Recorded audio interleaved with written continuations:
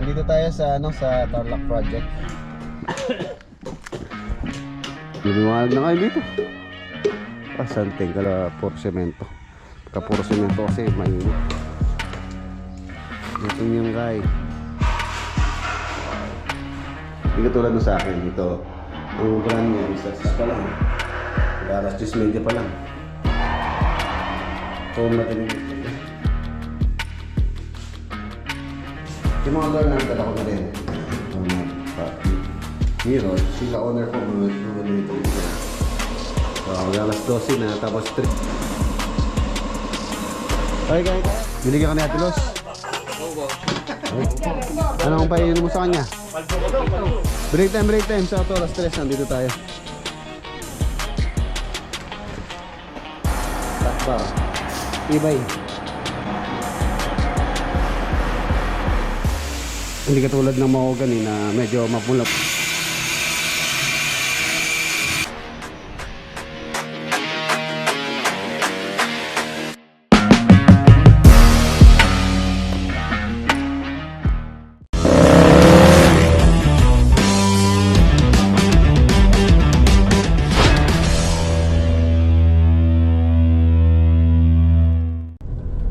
Good morning. Ayan, welcome back po dito sa ating channel. And nandito tayo sa sa Tarlac project.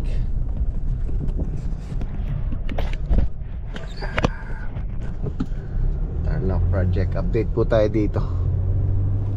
Malapit na rin po tayo dito. Update. Ayan. Pinakura na to. Mukhang nabili na rin to. Tabi lote.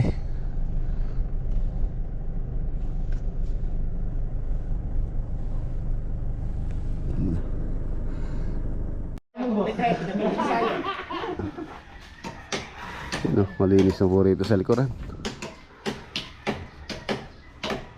Ang luwag ng sura ngayon. Eto, dito muna nilalagay yung barak. So mas presko na po ngayon dito. Diba? Meron silang kitchen dito. Dito muna yung barracks. Yung daddy po doon. Okay na yun, na-open na, lumiwanag. And then luminis na yung tsura. Lumiwanag bigla. Saging di pa nilagay. Di pa nila tinanggal yung bungo kasi. Tapos itong mga natitira na to, keep po ni owner to. Ito to, tawag sa amin ito is galumbang. Galumbang. May bungo siyang maliliit. Bilog. Alam ko nakakalasin yata to. Kanan la rin hindi yan lason lang nakakalasin to yung natang na Jessica Sono noon ito yung kinain nila pero yung dahon nito mga boss, yung dahon yan, dahon ng galumbang, gamot yan, nilalagay sa pilay. May pilay yung bulsa mo, lagay mo sa bulsa mo. Ito tinitrim din nila yung santol para ito pala ko na niyang ta o trim niya mo. Patrim niya boss Ken. Kabalo may kaya niya ang kaya ng bantak yan eh. Kasi tatao lang kaya. Ay, pagkasi malakas yung hangin, baka mabuwal. Bakit yung santol naman hindi naman matibay sa hangin yan. Ito may hina sa hangin yung pong mangga yan. Yung mangga kasi yung ugat niya nasa ibabaw lang. Hindi katulad ng mga santol talagang malalim yung ugat. Yung mangga sa ibabaw lang yung ugat niya nakakalat. Kaya kung mapapansin nyo pagka malakas yung hangin, madaling mabuwal yung mangga. Ito yung chainsaw lang, chainsaw Ken. Wala boss, mano-mano lang. Nasa Bulacan pala yung chainsaw. Yung boss yung isang mangga natumpa na. Mano-mano no. Oh, lumiwanag na kayo dito. Santing kalago. Ang ganda-ganda.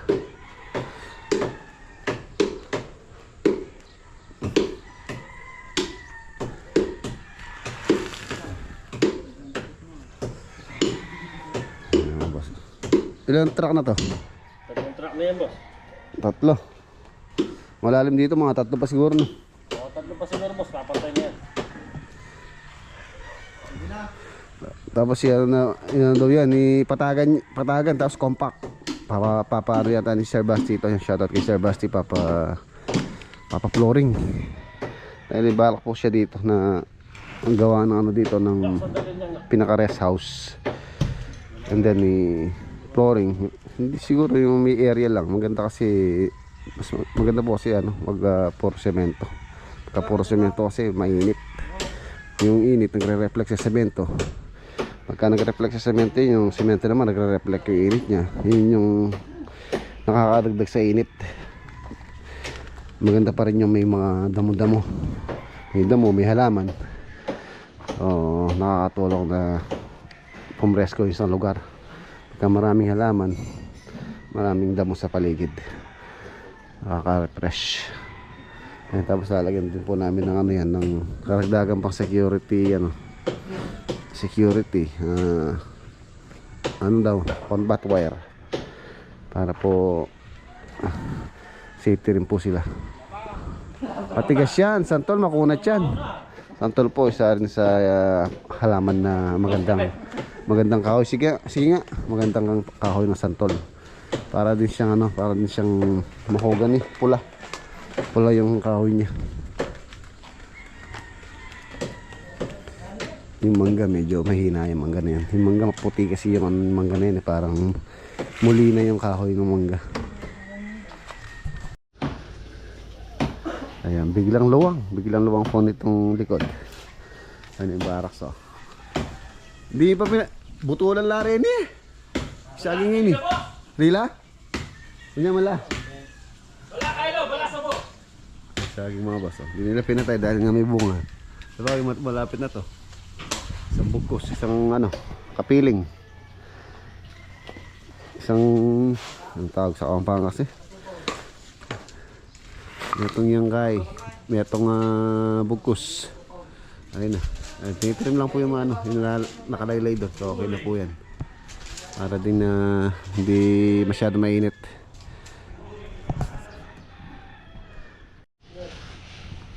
Lumuwang na. So tara, silipin natin sa loob. Dito sa area na to, hindi pa kami makapag tiles. Sa tiles po kasi ito. Dito po sila dumadaan. Partilya papasok dito sa sa likod, tambak. So hindi pa po namin matatalas to hangga't hindi po na kompleto yung tambak doon sa likod. Although meron din po kaming gagawin naman doon, pero hindi na ganoon kalaki naman yung mga papasok na materyales dito tulad nitong tambak. Ayan. Yan dito sa harapan. Tapos na pala. Kunti na lang. May order na daw sila. Order ng tambak. Ayan, boss. Dala ko na rin yung doorknob. Yung doorknob naman dito, black din ang gusto nila, Sir Basti. Ayan, ang ganda na, oh. And then, nung pagpunta natin dito mga boss, yung mga nakapanood yung last video ko dito, nag-install po sila ng solar. Nagpa-solar po si owner dito. Ano din po yung nilagay nila dito, 12 kilowatts. 12 kilowatts. So ngayon, yung pong kuryente nila dito, solar na po ito. Ano pa kasi, wala pang linya dito na Tarelco po dito sa Tarlac. So, yung linya namin, hindi pa nakakonect yan. So, lahat po nung ginagamit dito sa bahay is solar. Solar po. Tapos, ito, inalagay din to nung nagpunta tayo dito. So, ngayon tapos na. Ayan yung kanyang pinaka countertop quartz stone. Nakabalot muna para hindi magasgasan habang ongoing pa yung ating paggawa. And then yung cabinet pa rito. Ito pala yung solar. So, yun o. Yung setup.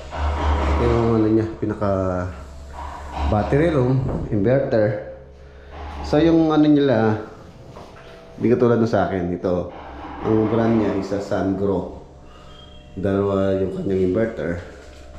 So, tagano po ito? 6 watts. 6,000 watts. Ibig sabihin, 6 kilowatts bawat kada isa. So, dalawa. So, 12 kilowatts. Tapos yung battery niya, yung sa akin doon, DAI ang aking inverter, which is ano lang yun. Isa lang, 12 kilowatts po yun sa akin. So, itong sa kanila dalawa. Tapos itong battery naman niya is, brand niya is Light Pro. Battery module. Ayun, nasa 93%. 93% na, alas 10 pa lang. Alas 10 media pa lang. So, So pagka na full charge na yan, yung the rest na na-harvest is sayang.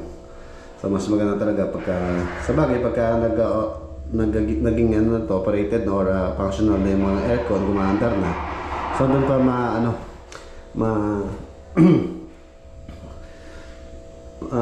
natin malalaman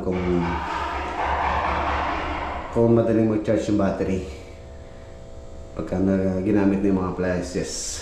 Ngayon kasi ilaw lang, power tools. So hindi masyadong gumagamit ng kuryente naman. 93 yung isa 92%. Tapos meron silang automatic voltage regulator, transformer. So automatic voltage regulator, so ang trabaho po nito, mini-maintain niya yung kuryente na 220 to 240 para hindi po magiging low voltage. Sa akin wala akong ganito dahil yung kuryente naman doon sa naging stable na dahil ano na po yung kuryente doon, yung transformer na pinalitan na po yung transformer doon sa bahay. Doon sa bahay kaya stable na, so hindi ko na kailangan ng ganito. Kailangan po kasi pagka sa inverter, itong inverter medyo maselan po ito. Pagka daw na-detect niya na nag-drop yung kuryente, low voltage, for example, naging 180 o 160, mali-detect daw nitong inverter, so may posibilidad na masira yung inverter. So kailangan talaga stable po yung kuryente, kaya po nilagyan din ng installer ng ganito. Ayan. Meron pong automatic voltage regulator na napakalaki. Yun ang ano to. Ayan o. 20,000 BA. Ayan. Malaki. Yung kanyang ABR. Dito kasi sa area mga mas low voltage po dito. Ayan, panel board. So lahat po numandar ngayon, solar po yan, solar. Wala pa po, hindi pa po nakakonect si starter ko to dahil ongoing pa rin din, hindi pa siya na permanente. So pagka na permanent na naman na, so magkakaano siya grid. Kung mapansin nyo, wala siya sa grid. Alas yung harvest ngayon, 5.11 kilowatts ang harvest niya. Ayan, tapos 92% battery. Ang load ditong bahay sa 1.91 kilowatts. So dito sa isa wala. Kinya-charge lang niya yung isang battery. Dito straight siguro. 92%. Yan dito. Ito yata ay 92. Ito, 92. So ibig sabihin, ito hindi sila pareho na reading. 92% din dito. So ito 93 isa. 93 may delay. Hindi sila parehas. So yun. Ito po. 12 kilowatts ang solar nila. Ang nag-asos yata dito ni owner nasa 700,000. Sama na lahat. Yan, 700k. Yan po yung setup. Yan. Kung tinatanong nyo kung magkano kayo itong setup, yan po yung materials na nilagay. Tapos yung panel pala, yung nilagay dito is 19 panel. Which is mas marami po yung sa akin kasi 22. So marami ng tatlo yung sa akin. 655, ano din naman, parehas lang. 655 watts every panel nilagay doon. So yan, 700,000. Yun po yung setup. So mamaya papaliparin ko ng drone para makita nyo yung latag ng panel sa taas. Ayan. So yan, Sungrow yung kanyang inverter, dalawang 6 kilowatts. Tapos itong battery, light PO4. So 51.2 volts, 330 AH. Eh, mas malaki ng konti ito. Kasi yung sa akin nasa 314 yata yun, 316. Yung sa akin, konti lang naman diferensya. So sa price, halos hindi naman nakakalayo. Sa price nung sa akin na LB Apsan yung brand naman ng aking battery. Ito, light PO4 or light P04. Ayan, ito naman yung basa dyan. So yun.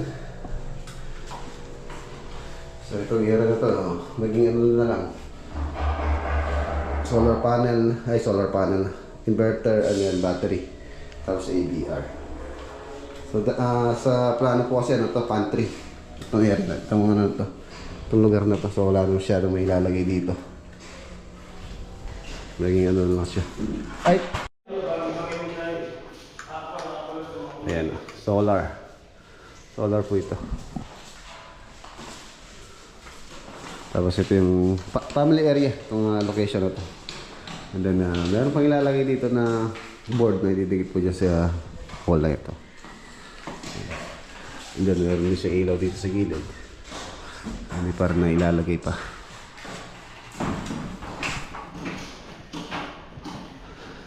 Tapos ito yung CR. Common. And meron na rin palang ano. Salamin na. Yan, ganda. Diba?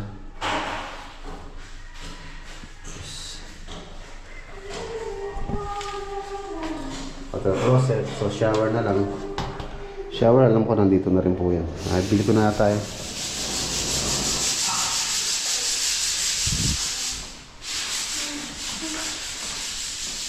Dito sa may master, ito yung master bedroom. Ayan, master bedroom, simple lang din. And then meron siyang console. Ay, meron din pong board na ilalagay dyan. Ano lang naman yan, didikit na lang. Ayan, may siyang ilaw dito sa gilid. Hindi pa na-install. Tapos yung drawer. So yung handle nito nasa ilalim. Nasa ilalim po siya. Meron siyang mukha dito sa gilid.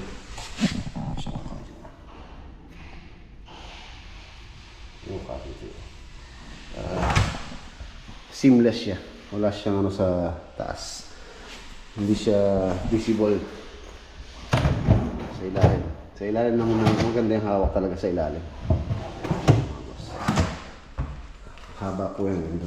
Tapos yung ginamit nating ano dito, ginamit namin door guide. Hydraulic po. Soft close.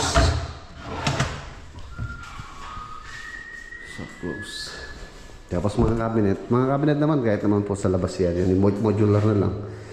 Assemble na lang yun din. Pagka natapos sa pinturahan. So dito na i-assemble na lang dyan. Ito yung CR ng master. So ayan. Shower enclosure. Meron siyang niche. Shower head. Shower bulb. And then meron siyang basin type. Pots din yung kanyang countertop. Tapos yun, nasa kanya. Na soft touch. Diba? Ganda.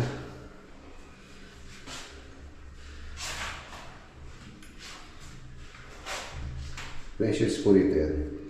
Yan. Para if ever na walang tao, so pwede yung patayin. Hindi na huhugutin. Yan. Patay. Buksan. Switch niya. White. Warm white. And then full white. Tapos meron isaksakan dito. Or outlet. Para pagka gusto nilang gumamit ng shaver or tawag dito. Lower. So meron dyan. Yung tiles dito, owner's choice po yan. So, yung mga doorknob, dala ko na rin. Doorknob. Pang CR. Tapos ito, meron siyang sliding door dito sa kanyang pinaka-closet. So, yun na lang, hindi ko na nabibili din pala yung sliding lock. Sliding lock na lang yun. Closet yun.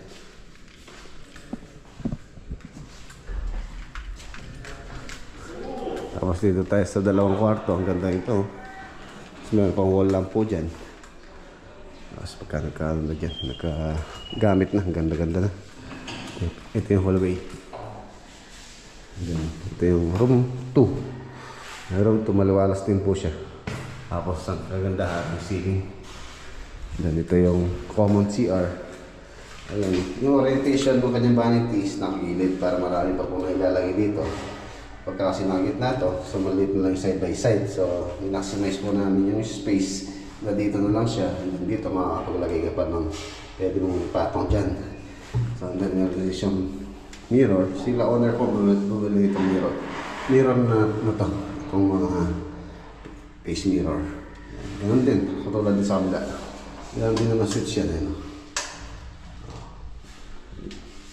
Para pagka sinakaganyan, nakabukas yan, ibig sabihin may kuryente pa kung dumadalay dyan. Pero pag papatay mo na, ayan, mamamatay na yan.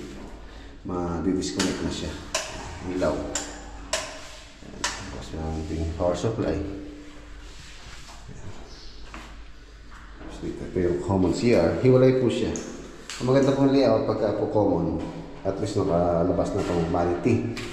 So, dito sa naka-close natin, nandito yung water closet and then yung shower. Atelier na water closet, so close din po ito. Owner din ng kumaili niya.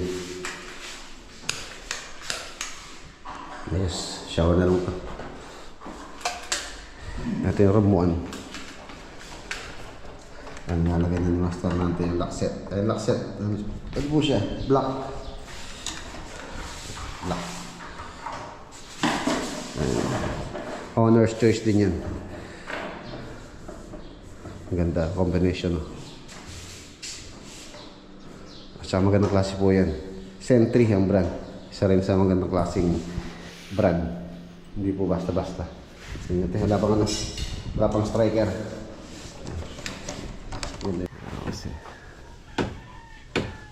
Okay, hila. Tigas pa. Ya, Yan. ata nagitukan. Yan. Pagbatang. Walang tiro. Sige pa, maano pa. Marami pa. Ayan, kaya na yan. Yun na. Chug! Yun, bagsak. Yan, okay na yan. Buwasan na po siya. Ito, ayaw patanggal na nila owner to. Maraming salamat pala kay kay Ate Luz. Binigyan tayo ng bangos. Doon tayo magla-lunch. Iniyaw na bangos. Iniyaw na bangos. Umaandar yung kompreso. Nakabukas yung mga ilaw. So 4.15 kilowatts yung harvest. And then yung battery 98 na. So hanggang alas 12 na. Tapos 3 kilowatts yung load. Ayan. Kain tayo. Hanggang alas 12 na. Kain tayo.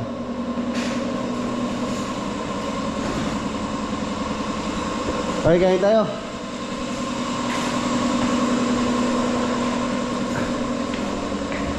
Nalagay na yung mga doorknob. Mga boss na. Ayan, puro solar po yan. Yung andar. Solar. Solar lights. Ay, solar power. Ano yung mga doorknob natin. So, kain tayo. Ay, bali after lunch, ay iwan na rin po natin sila. Doordaring ko na yung tiles.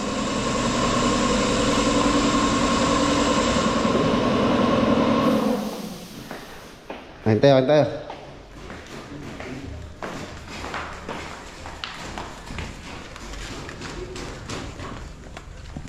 Maluwang na dito sa rito ba? Maluwang na. Mangan. Ito yung pinuman Sino may birthday? Jo, tawag ka ni boss. Birthday mo, Jo?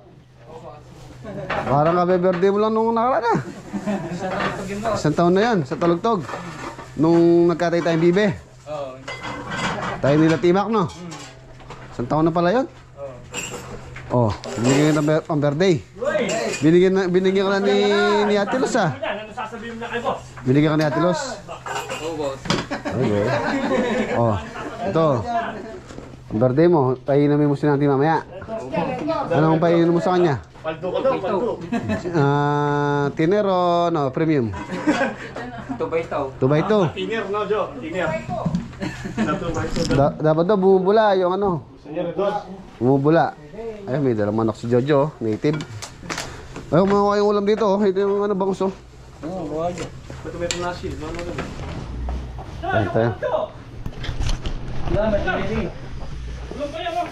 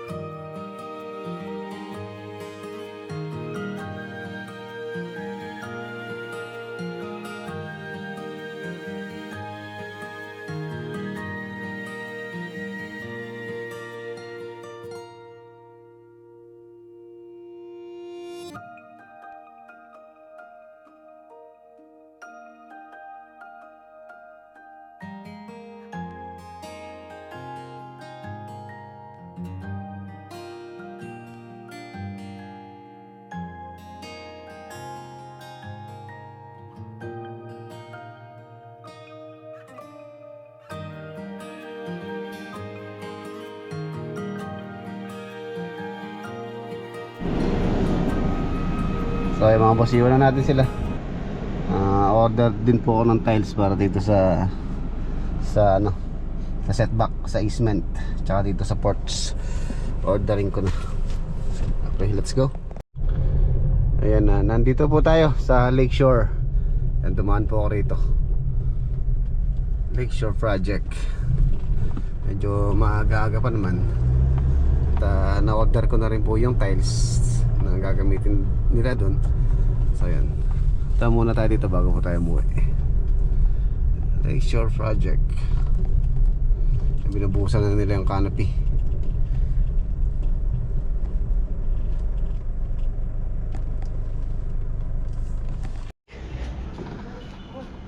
Yan, no?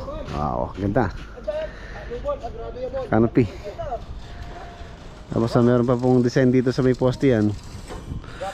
Ayun, yung dito, yung mga grills niyan, pinapabricate na po ron. So antayin nyo, abangan nyo po pagka nalagay. And then natapos na rin pala sila Sir Leo mag-install ng mga window. Babalik pa po sila. Yung mga screen hindi pa nailagay, so babalikan pa po nila. So shout out kay Sir Leo ng Beans Window. Break time, sa alas 3 nandito tayo. Ang ganda na. Tapos itong gate.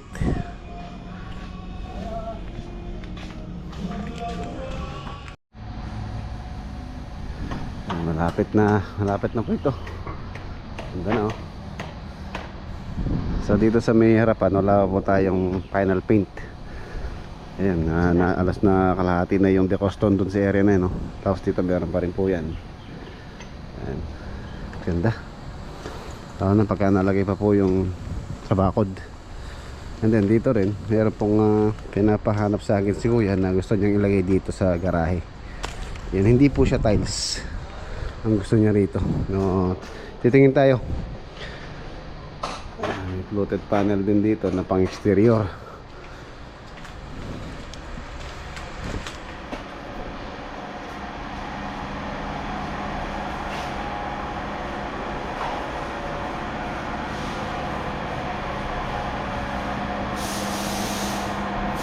Liwalas.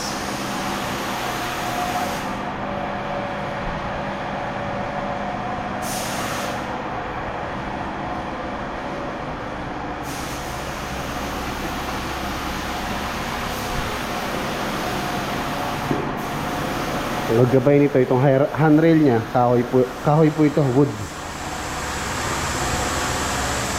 Solid flat bar, tibay. So ito na yung mga pintuan, matte finish. Hindi siya makintab.